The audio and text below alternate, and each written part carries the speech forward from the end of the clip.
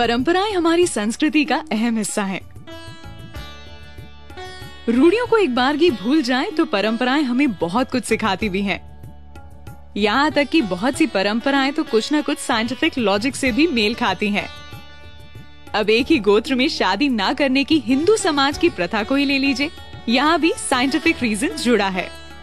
Research के मुताबिक genetic बीमारी से बचने के लिए सेपरेशन ऑफ जीन्स जरूरी है, यानी अपने नजदीकी रिश्तेदारों या फिर एक ही जीन के लोगों से शादी ना करके जेनेटिक बीमारियों से बचा जा सकता है।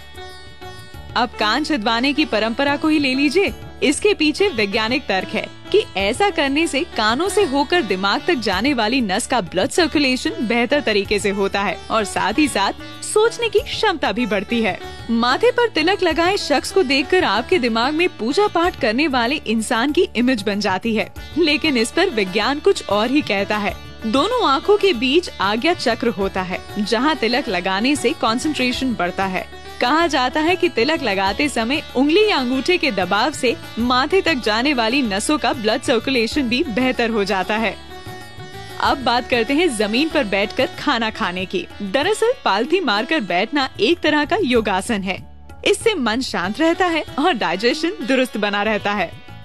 हाथ जोड़कर नमस्ते करने का भी वैज्ञानिक तर्क है। सभी उंगलियों के आपस में दबाव से एक्यूप्रेशर प्रोसेस होता है।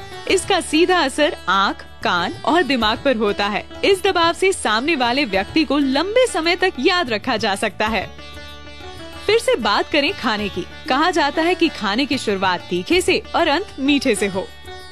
वजह यह है कि तीखा खाने से पेट में पाचन तत्व और अम्ल एक्टिव हो जाते हैं और डाइजेशन सही तरीके से होता है। और अगर तीखे से पेट में जलन की संभावना बने तो उसे आखिर में खाया मीठा दूर कर देता है। पीपल की पूजा का भी वैज्ञानिक तर्क है। दरअसल पीपल की पूजा भूत प्रेत भगाने के लिए नहीं, बल्कि पेड़ों के सम्मान में की जाती है। पीपल एकमात्र ऐसा पेड़ है जो रात में भी ऑक्सीजन देता है, जिससे इसकी इम्पोर्टेंस और भी बढ़ जाती है। हिंदू धर्म में विवाहित महिला सिंदूर तो लगाती है, लेकिन शायद इसके पीछे की वैज्ञानिक वजह जानती है। दरअसल सिंदूर में हल्दी, चूना और मर्करी होता है। इन तीनों का कॉम्बिनेशन बॉडी में ब्लड सर्कुलेशन को कंट्रोल करता है। चोटी रखने के पीछे भी कुछ ऐसा ही तर्क है। जिस जगह पर चोटी रखी जाती है वहाँ दिमाग की सारी नसें आकर मिलती हैं, जिससे दिमाग शांत रहता है और गुस्सा नहीं आता। साथ ही सोचने समझने की क्षमता भी बढ़ती है। ये थे कुछ लॉजिक जो बताते हैं कि परंपराएं यूं ही बस निभाने के लिए नहीं है।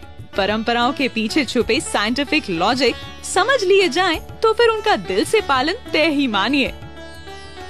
दैनिक भास्कर.com की रिपोर्ट।